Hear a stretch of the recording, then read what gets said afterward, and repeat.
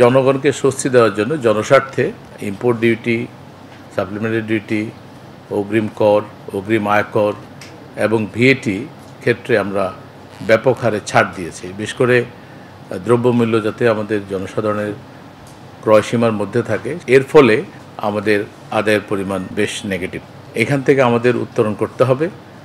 যদিও আমরা জনস্বার্থে এই কাজগুলো করেছি, অল্প সময়ের জন্য আমরা আশা করি যে পরিস্থিতির উন্নতি হবে এবং উন্নতি হলে আবার আমরা আমাদের রেগুলার যে ভ্যাট রিজিম সেখানে ফেরত আসব। আমাদেরকে এখন অত্যন্ত দৃঢ়তার সাথে কাজ করতে হবে। আমাদের মাঠ প্রশাসনকে, একই সাথে আমাদের সম্মানিত করদাতাদেরকে এগিয়ে আসতে হবে। ওনাদের যদি পেন্ডিং ট্যাক্স থাকে সেগুলো দিয়ে দেওয়া, এবং যারা মোটেও ভ্যাট দেন না, রেজিস্ট্রেশন করেন নাই, ওনাদেরকে দ্রুততার সাথে আসতে হবে।